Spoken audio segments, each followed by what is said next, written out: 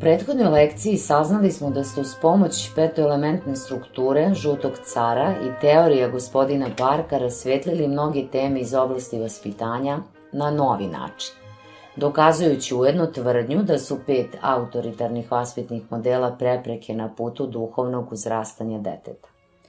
Danas ćete nam pomoću teorije 6 izvornosti, pomoću unutrašnje vremenske energije vetra, kroz koju prolazi svako dete od rođenja do 12. godine života, pokazati kako je lako odgojiti dete prvih 12 godina.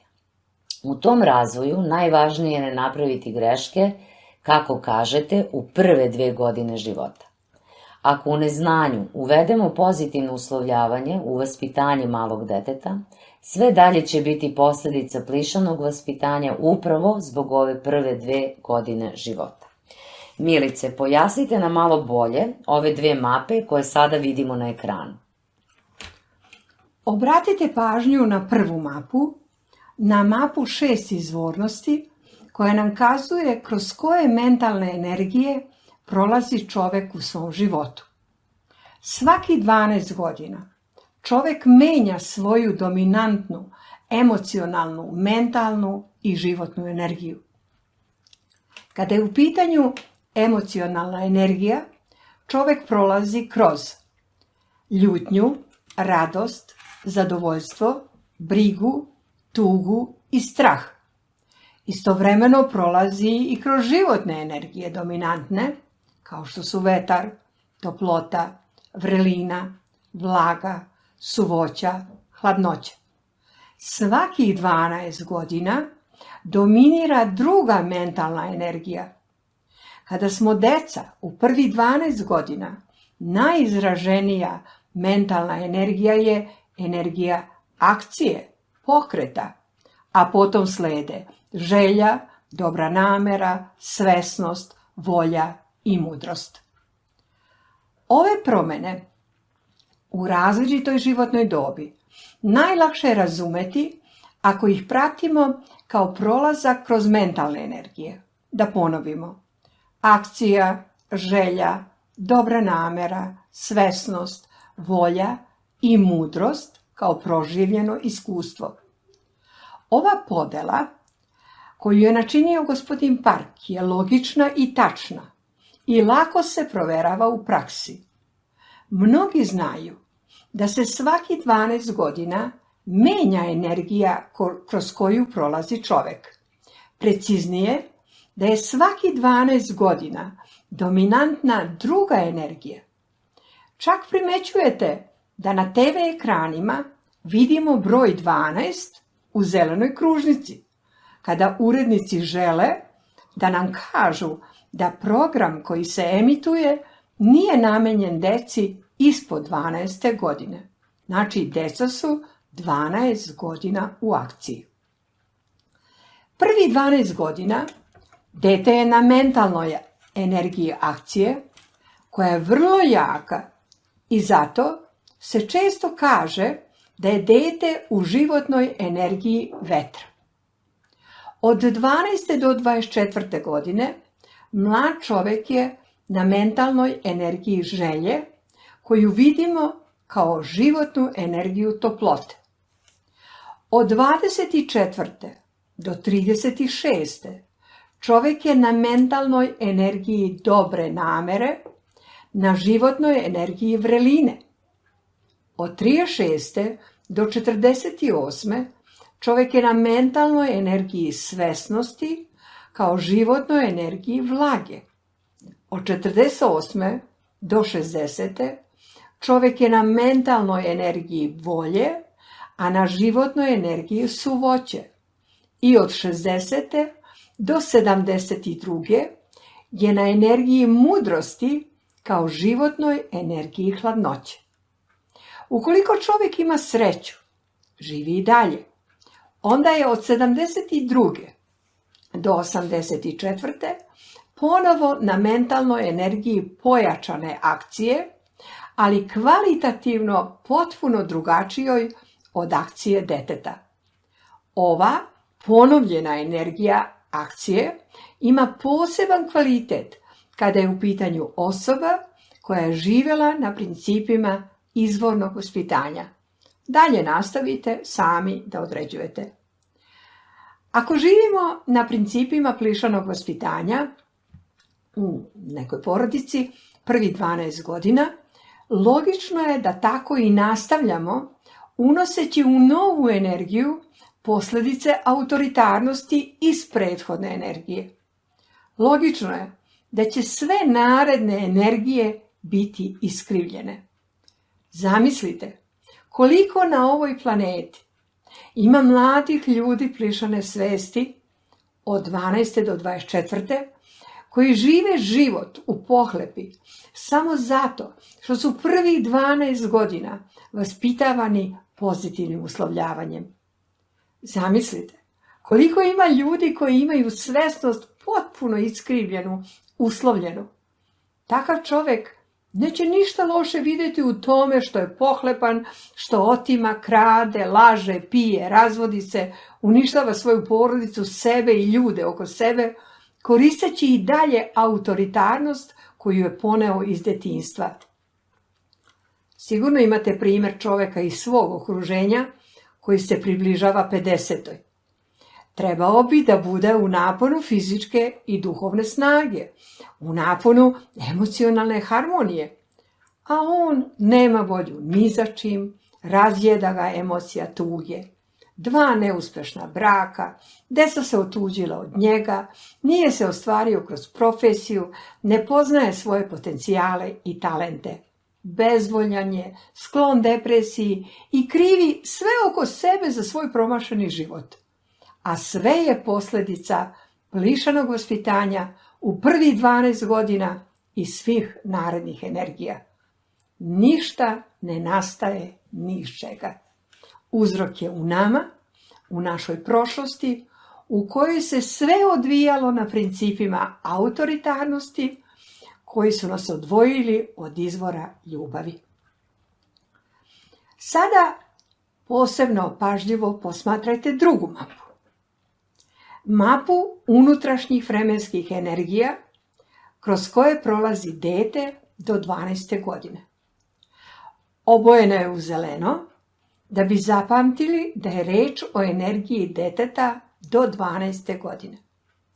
Pratit ćemo razvoj deteta preko mentalnih energija od rođenja do njegove 12. godine. Za ovih 12 godina dete svake 2 godine prolazi kroz jednu od energija. Pred sobom imate mapu sa 6 kružnica i zvaćemo je kako je naziva i gospodin Park. Unutrašnja vremenska energija originalnost. Međutim, meni je logičnije da tu mentalnu energiju zovem akcijom, jer su deca u neprestanom pokretu u akciji. U pojačanoj akciji dete se nalazi te 2 prve godine života, toliko važne za sve naredne energije. 3. i 4. godinu dete prolazi kroz mentalnu energiju želje. 5. i 6. godine dete je u dobroj nameri. 7. i 8. prolazi kroz svesnost. 9. i 10. kroz volju. A 11. i 12.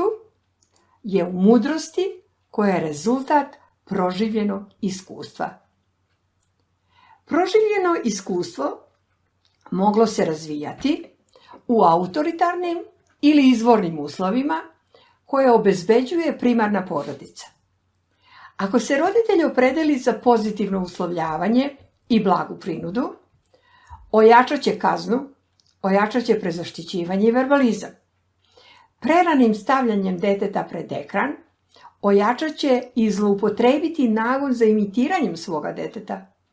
Na kraju 12. godine imat ćete pohlepno ili beželjno dete, nasilno ili autoagresivno, nesvesno dete, lenjo telom i duhom, tvrdoglavo ili bezvoljno i na kraju dete otuđeno od sebe, od porodice, dete koje ne voli knjigu, ne voli školu, dete koje sate života daruje virtualno siromašnim sadržajima poput loših igrica.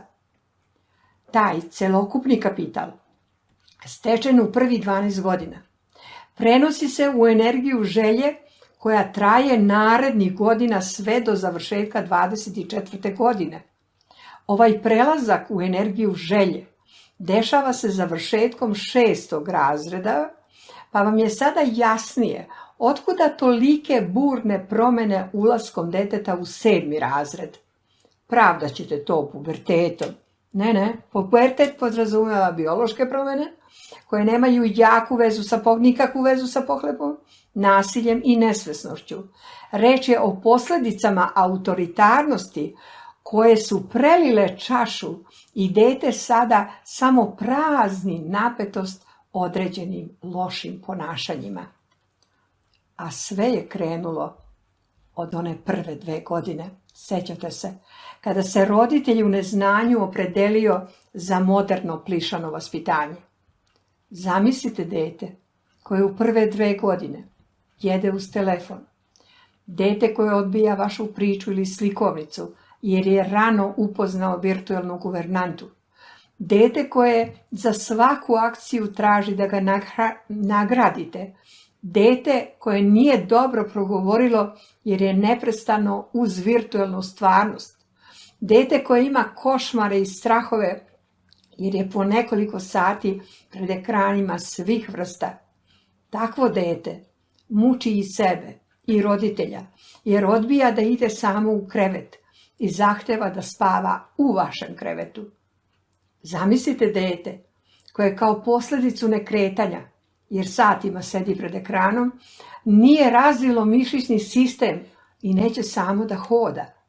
Sve češće srećemo decu koja jedu samo blendiranu hranu, jer je majka u strahu da se dete ne uguši dok gleda u ekran i nesvesno guta hranu. A tek koliko dece starije od 3 godine nosi pelene, a da sedne na nošu ni ne pomišlja. Dovoljno je samo ovo što sam navela, pa da već zamislimo kako će izgledati čitavo detinjstvo, svaka naredna energija deteta. Zato odlučno odbacite plišane, na prvo mesto odbacite šargarepu u vaspitanju. Danas je telefon svakako najjača šargarepa, a onda slede slatkiši koje im obećavamo za sve i svašta. Kada u 3. i 4. godini dete bude u energiji želje, nije teško pretpostaviti kakve će interesne želje imati vaše pohlepno dete. A kada bude u 5. i 6. godini, kako može to pohlepno, agresivno i lenjo dete da bude dobro, da ima isključivo dobre namere? Da ne pominjem polazak u školu, uz potpuno odsustvo izvorne svesnosti, jer je njegova predstava o svetu, o životu, potpuno iskrivljena u prethodnih 6 godina. Svesnost takvog deteta je posljedica pohlepe, nasilja, lenjosti. Takvo dete nije spremno za školu, jer škola počiva na knjizi sa kojom se dete nije družilo prvih 7 godina života. Dragi roditelji, ako ne uđete u promjene koliko danas, ne treba vam velika pamet da sagledate kakvo ćete dete imati na kraju 12. godine. Lako je pretpostaviti kakvo će biti životno iskustvo deteta pohlepnog, lenjog, nasilnog, tvrdoglavog, deteta koje ne voli knjigu, ne voli školu, deteta koje se otrglo vašoj kontroli i polako se prepušta kontroli vršnjaka. Ako ne uđete u promjene, ako istrajavate na autoritarnim principima, problemi će se samo usložnjavati. Možda se naši slušalci sada pitaju da li je uopšte moguće ispraviti načinjene greške u vaspitanju deteta, jer je dete živelo u plišanom vaspitanju prvih 7, 10 ili 12 godina. Možda još više brinu za sebe jer su oni mladi roditelji koji imaju nešto više od 24 godine, a u detinjstvu su bili žrtve malo štapa, malo šargarepe. Naravno da su promjene i deteta i roditelja moguće u svakom periodu života u kojem se odluče da odbace petaka, da odbace u odnosima nagradu, kaznu, prezaštićivanje, verbalizam i zloupotrebu imitatorskog uma. Ako imate starije dete ili vi želite promjene, i ako imate dosta godina, možda ste sada baka i deka, verujte mi, ni za koga nije kasno. Od kojih godina, bilo od kojih godina, krenuli sa ukidanjem autoritarnosti, uvijek postoji nada da ćete ispraviti greške koje vaši roditelji počiniše nad vama u prvih 12 godina i nadalje. Srećom, najlakši i najbezbolniji je put ukidanje autoritarnosti ako krenete u odnosima sa svojim najmilijima, sa decom. Njih zadržavate na izvoru, a vi se vraćate svome izvoru. Mame, tate, zapamtite, deca su vaša šansa. A drage bake i deke, unuci su također vaša šansa. Ne propuštajte ovu posljednju priliku. Ako su prve 2 godine toliko važne u vaspitanju deteta, a nove bebe stalno dolaze na svet, da li onda možete da pojasnite mladim majkama, roditeljima, bakama i dekama šta treba da znaju kako ne bi napravili greške u te prve 2 godine koje će docnije morati da ispravi? Svako dete dolazi na ovaj svet sa svojim izvorom na kojem su večna ljubav, dobrota, večna istina, izvorna radost. Dete donosi rođenjem svoju emocionalnu inteligenciju koju će koristiti kao odbranu kroz izvorni nagon borbenosti. Dete donosi svoje zdrave potrebe. Za prve, one osnovne, već dete zna dolaskom na svet. Beba ima instinkt da jede kada je gladna, da spava kada mu to joj telo traži. I ja bih dodala da ima arhetipsku potrebu da prvo upozna realni, pa tek posle virtualni svet. Šta još dete donosi u svom paketiću? Donosi mentalnu, telesnu, duhovnu inteligenciju, donosi svoje talente. Dete dolazi vaspitano, samom činjenicom da je to biće večne ljubavi. Vaše je da mu samo omogućavate harmonične uslove za razvoj njegovih potencijala, koje je doneo rođenjem, da mu stvarate uslov za razvoj večne ljubavi iz koje će se razviti svi drugi oblici ljubavi. Da li je lako stvarati uslove kakve svako dete očekuje? Pa nije. Koliko danas ima porodica koje nisu u prve 2 godine pozitivno uslovile svoju bebu? Gotovo svi su ponudili bebi rođenjem, baby kanal, da bi beba jela, da bi se uspavala ili sela na nošu. To je početak, a kraj je uvek u skladu sa početkom. Ako ne upotrebite šagarepu kroz dojenje, hranjenje, spavanje u najranijem periodu, u prvoj godini života, ako ne stavite dete pred telefon i tablet dok čisto i tečno ne progovori, vi ste na dobrom putu i lakom putu odgajanja. Budite hrabri, budite originalni. Ne imitirajte plišano koje koriste gotovo sve savremene porodice. Sjećate se 6. lekcije koju sam posvetila značaju načina hranjenja deteta. Ako istrajavate na pozitivnom uslovljavanju, ako me ne poslušate, dete već u prvoj godini odvojite od izvora i iskrivite sve njegove zdrave potrebe. Ako uslovljavate dete putem telefona, interneta, onda dete ulazi u virtualni strah koji je snažniji od realnog i onda se ne čudite noćnim košmarima, ulasku deteta u vaš krevet, posle čega dugo nećete moći da ga odvojite od vas. Kada nema pozitivnog uslovljavanja, Vaš zadatak u odgajanju deteta uopšte nije težak u prve 2 godine. Vaše je da ga pratite i osluškujete. Možete konsultovati dobru literaturu i sve ide kako treba. Molim vas, da ne bi ponavljala način hranjenja bebe, vratite se na 6. i 7. lekciju. Molim vas, ovo je jako važno. Milice, možete li ovde da zastanete za trenutak i pojasnite nam rečenicu samo pratite i osluškujte svoje dete? Šta znači to kada smo u izvornom, a šta kada smo u plišanom vaspitanju? Danas u vreme, kada gotovo svi vaspitavaju plišano, čujemo tu rečenicu samo pratite svoje dete. Nažalost, to postaje prazna fraza ako sasvim malo dete uslovite telefonom, internetom, virtualnim sadržajima, vašim onim čuvenim ako, samo zato da bi ga nahranili ili da bi se dete zabavilo i ćutalo, da vi možete da obavite neki posao ili da se odmorite. Dovoljno je da je dete sa 7-8 meseci počelo pažljivo da prati Mašu i Medu. Dete preko crtaća stiče predstavu o ovom svetu.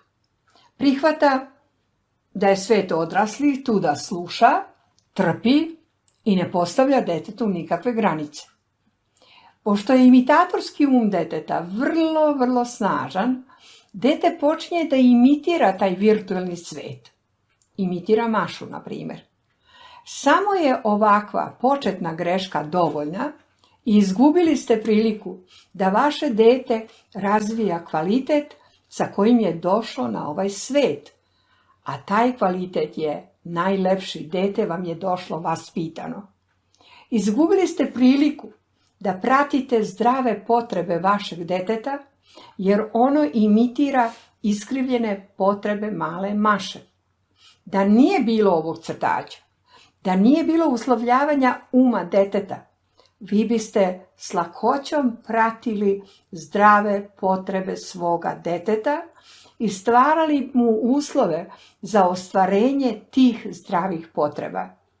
Osim toga, uslovili ste ga u procesu hranjenja i sada traži crtač i za svaku sledeću potrebu. Dete je sve bliže Maši, liči na nju, a sve dalje od sebe, od vas. Vi ne pratite više svoje dete, vi pratite Mašu. Isto tako, svojim ponašanjem i odnosima u užoj i široj porodici uslovljavate vašeg deteta. Svađate se, vičete, plačete, tučete se, neprestano ste besni, tužni ili uplašeni. Satima se uz telefon, laptop, TV. Dete poima ovu stvarnost preko vas, vašeg ponašanja, vaših odnosa, ali i vaših emocija. Imitira sve, nažalost. Znam da ćete reći da vi niste krivi što ste sve posledice plišanog vaspitanja preneli iz vaše porodice u vašu mladu porodicu. Zbilja niste krivi, ali ste dužni da se menjate zarad vaše ljubavi prema detetu i porodici. Ako vaše dete ostaje na izvoru, u uslovima bez uslovljavanja, tada ste sigurni da pratite svoje dete i njegove izvorne potrebe, a ne nekog virtualnog junaka. Ako pratimo, osluškujemo dete, da li to znači da će dete zloupotrebiti slobodu radeći šta mu je volja? Ne bojte se. Dete je prirodno radoznalo i želi da što pre upozna ovaj lep, ali i vrlo opasan i komplikovan svet u kojem se obreo. Hoće da nauči 1.000.000 lekcija.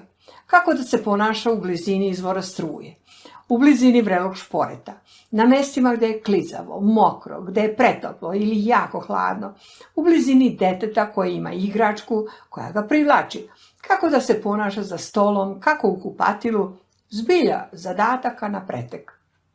Tu ste vi da ga vodite kroz ovaj lavirint.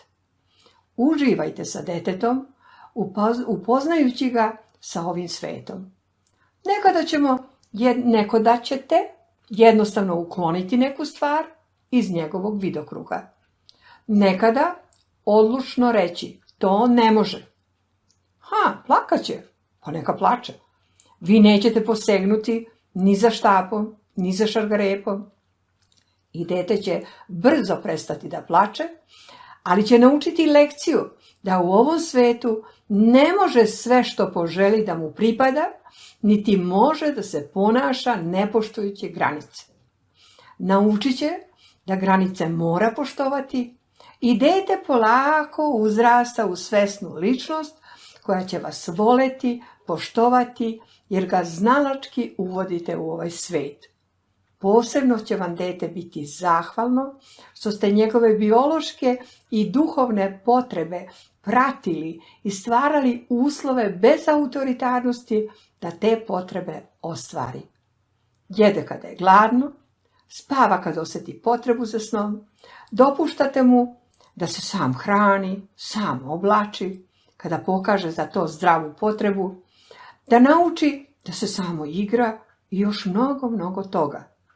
Dete raste, rastu potrebe, vi ste tu da postavite zdrave granice u svetu u kojem granice mora da postoje. Ukoliko ne ukinete plišano, dete će iz dana u dan biti teže za vaspitanje. Pitaćete se gde ste pogrešili i kada vam niko ne da odgovor da su uzroci problema plišani modeli, počećete naivno da verujete u laž, da su to faze kroz koje prolazi vaše dete i da će sutra biti bolje. To sutra nećete dočekati. Autoritarno rađa probleme u vaspitanju, izvorno rađa istinsko zadovoljstvo i roditelju i detetu. Danas gotovo da nema porodice koja nije načinila greške primenjujući plišano vaspitanje. Da li je teško ispraviti načinjene greške, odnosno dajte nam neki primer iz vaše prakse? Što je dete mlađe, lakše je ispraviti greške i zato ću vam dati primer iz prakse. Dete je imalo oko 2,5 godine i roditelji već nekoliko meseci traže stručnu pomoć jer vide da se dete ne razvija kako bi trebalo.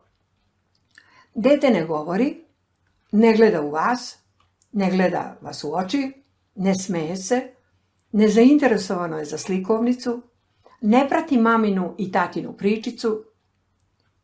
Dobili su dijagnozu stručnjaka da dete ima razvojnu disfaziju, a možda bi vremenom moglo da bude i autizam. Treba sačekati, rekoše roditeljima. Roditelji se obreše kod mene. Dete ide po sobi i samo cvili.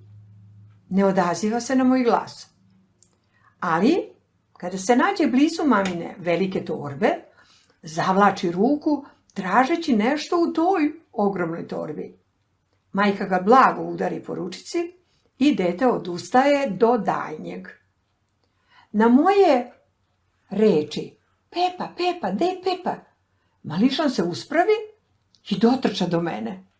Zaviruje ispod stola, jer ja rukom pokazujem da je Pepa tu, ispod stola. Pita majku, da li je dete i od kada je pred ekranom. Ona uporno tvrdi da je samo malo uz ekran. Na sljedeći pokušaj zavuče ruku u torbu, zamoli majku da mu to i dozvoli. Na moje iznenađenje, dečak izvlači baš neki veliki telefon, verovatno tablet.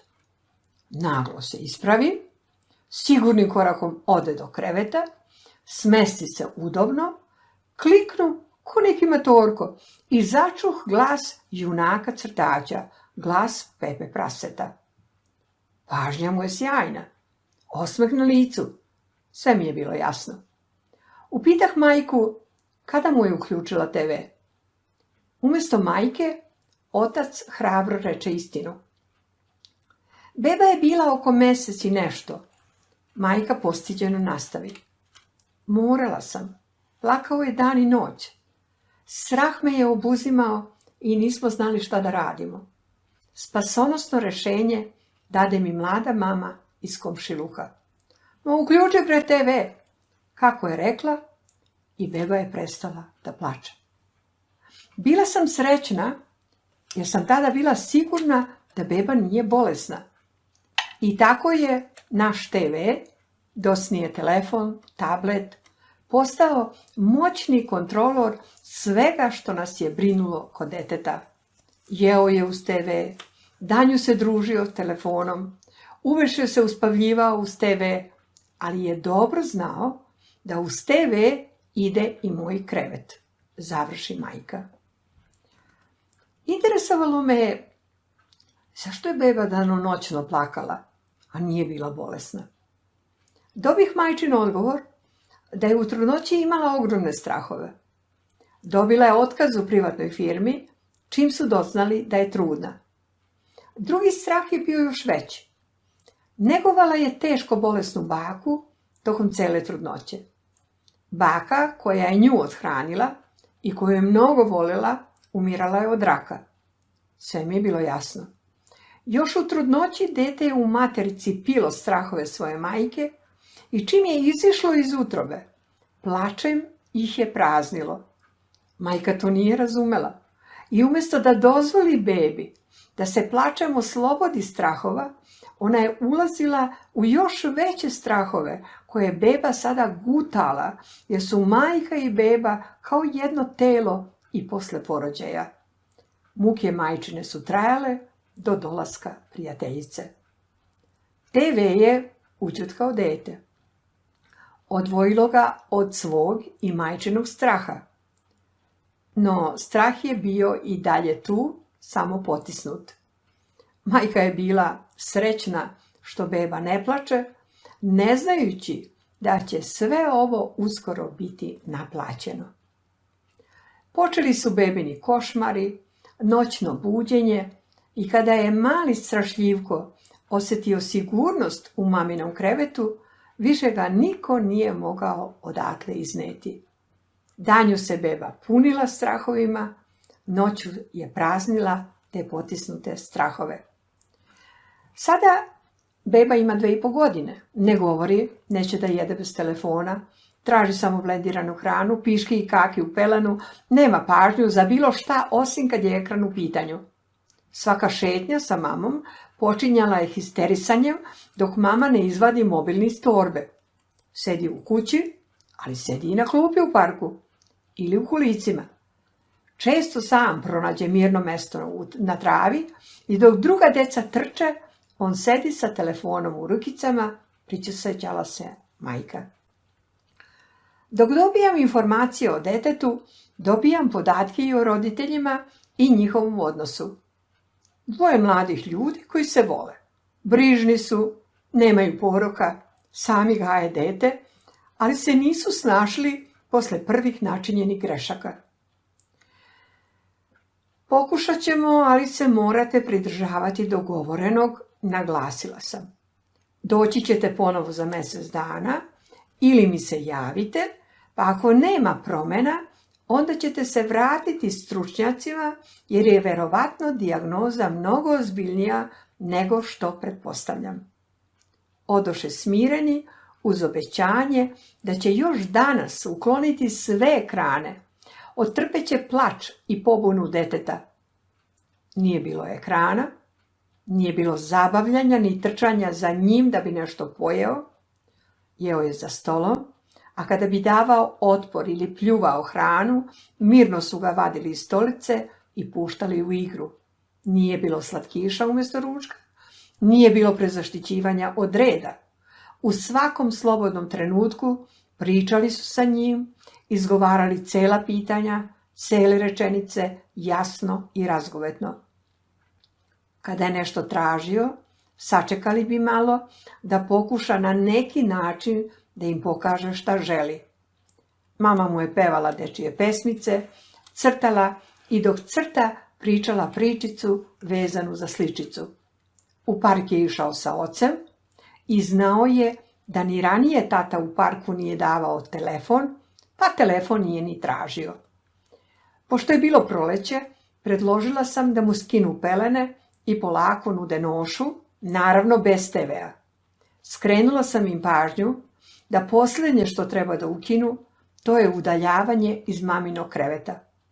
U krevetu su se mazili, mama je pričala, pevala, uporno mu hvatala svaki pogled. Za 7 dana javila se razdragana mama. Milice, moj sin se prvi put grohotom nasmejao. U radu roditelja naravno da je bilo otpora deteta, plakanja, cviljanja, udaranja, grebanja, ali i roditeljskog istrajavanja bez trunke straha, bez udaraca po ručicama i guzi, bez uslovljavanja bilo čime. Počeo je da brblja, uskoro su se pojavili slogovi i prve reči. Za mjesec dana, kao da ekran nikada nije ni postojao. Bebac, kao da je bio mami zahvalan do neba, što ga je spasila njenog straha, kao i onog virtualnog, jer je majka sve savete sprovodila bez trunke straha. To je danas dečak od 7 godina. Niko se više ni ne sjeća proživljenih trauma. Naravno da je tata relativno brzo dobio svoje mesto u krevetu pored mame. A ekran? Svi iščekujete, misleći da sam trajno zabranila. Ne. Pošto je dete ubrzano stiglo svoju generaciju, savladalo sve potrebe deteta najranijeg uzrasta, progovorilo, naučilo samo da jede, samo da se oblači, da veselo učestvuje u kućnim poslovima, da samo zna da se zaigra, jer su ga naučili pravilima koja se moraju poštovati. Birali su mu virtualne sadržaje izuzetno kvalitetne i to je zato došlo na red. Bio je ponosan na sebe kada bi se tiho igrao ispod stola dok mama i tata čavrljaju uz kaficu. Imalo je dete sreću jer majka nije radila i mogla je da prati svaku uspavanu, a sada probuđenu potrebu svoga deteta i rezultati su bili neočekivano brzi i izuzetni. Roditelji su birali prave sadržaje, virtualne, nudili ih detetu, učestvovali u svemu i skupa gledali izabrano. Onda su sa njim crtali delove iz emisija, pričali, prepričavali sadržaj, glumili, plesali na dobru muziku i naravno nije prošao dan bez dobre slikovnice. Danas je to dečak koji je razvio svesnost o svetu u kojem se našao. Dečak spreman na radostan rad i red i koji živi život u kojem nema ni kazne, ni nagrade, ni prezaštićivanja. Danas je to prvačić koji rado ide u školu, voli društvo svojih vršnjaka. Što su to uradili ovi dobri roditelji i svoje dete vratili izvoru? Pa ništa spektakularno, samo ono što je neophodno da bi se dete vratilo izvoru. Pod 1, uklonili su sve uzroke, uklonili su plišane vaspitne modele. 2, strpljivo su čekali da se dete vrati izvoru, a nije bilo lako. Junački su istrpeli i otpor, i pobunu, i plač, i istrajnost se isplatila. Uvijek se zapitam, kako je moguće da mnogi roditelji tvrde da vole svoje dete, a nisu spremni da primene ove prve, tako jednostavne korake na radost svoga deteta i vrate ga izvoru.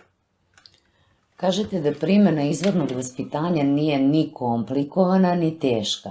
Da li to znači da bi svaka porodica koja ima slične probleme mogla svoje tako malo dete vratiti izvoru? Naravno da ne može svaka porodica lako da primeni izvorno i pomogne sebi i detetu. Opet ću vam navesti primjer iz prakse.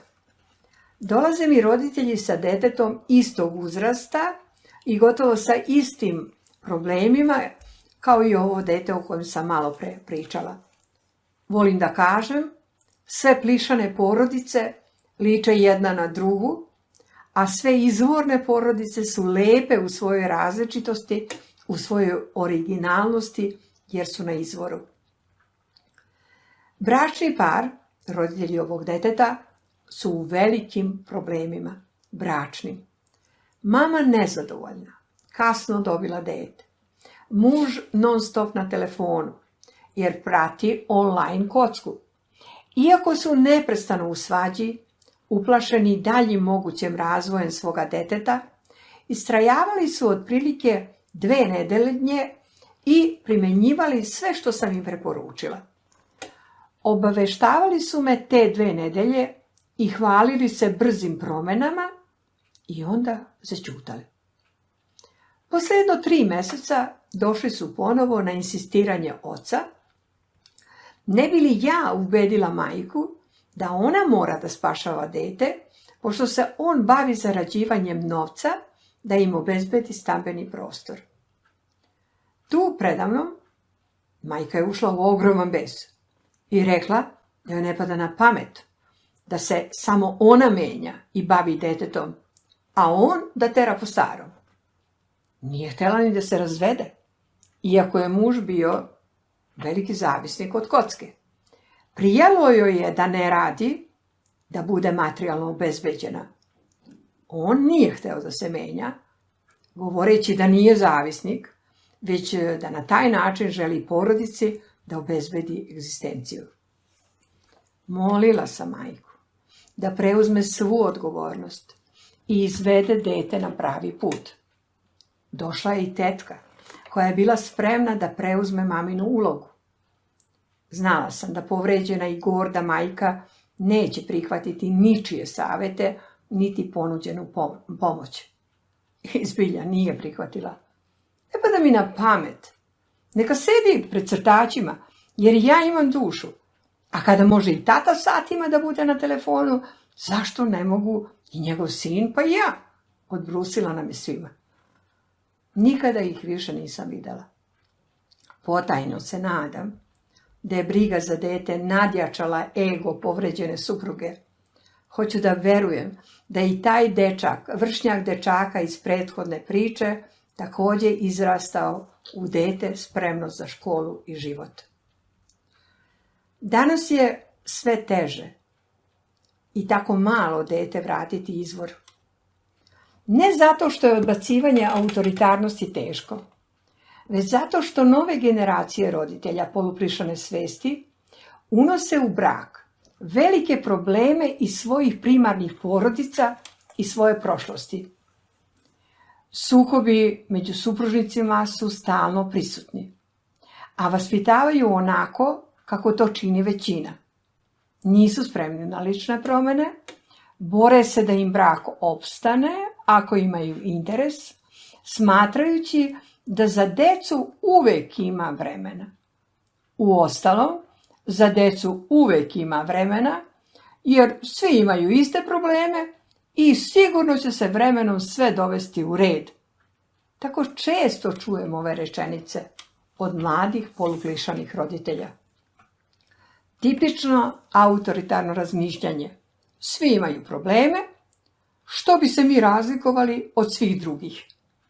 Zato danas prvo radim na harmonizaciji odnosa tih mladih roditelja pre nego što započnem priču o problemima sa decom. Vrlo često njihovi problemi su nikli u njihovim porodicama, u njihovom detinjstvu i zato mora da se rešavaju tamo gde su nikli. Sve se brzo razreši, gde su roditelji živi i spremni da pomognu svom odraslom detetu da osvesti problem iz detinjstva. Tada ukidamo uzroke i u staroj i u novoj porodici, jer i te bake i deke danas aktivno učestvuju u odgajanju svojih unuka. Često mlada majka mora da osvesti činjenicu da je nju prezaštićivala njena majka od rada, od reda. Majka sada mora da je pusti svoju ćerku, da nauči ono što nije naučila u porodici. Smanjuje se broj sati razgovora majke i ćerke, naravno najčešće telefonom, i polako se sve vraća izvoru. Takva mlada mama uz pomoć svog supruga lako upliva u izvorno i otkloni sve posljedice plišanog. Ovakvim ozbiljnim radom mladi ljudi vrlo brzo osveste istinu da je izvorna porodica danas jedino mesto gdje može da se razvija ljubav i isharmonizuje materijalno i duhovno u svakom članu porodice. Posebno je bitno da se radi sa oba roditelja kada je već došlo do razvoda, a dete je na stranputici. Majka mi obično kaže, ma neće on, otac, sigurno neće doći na zajednički razgovor. Hoće, samo mu recite da je to za dobro deteta. I zbilja, otac se pojavi i brzo shvati da nema tog znanja koje će popraviti njihovo dete ako jedan roditelj radi po svom, a drugi na svoj način. A tek kada su oboje u autoritarnosti, tu nema šanse da se dete vrati izvoru. Da ponovim šta smo kroz današnju lekciju učili. Prvih 12 godina su najvažnije u životu svakog čoveka.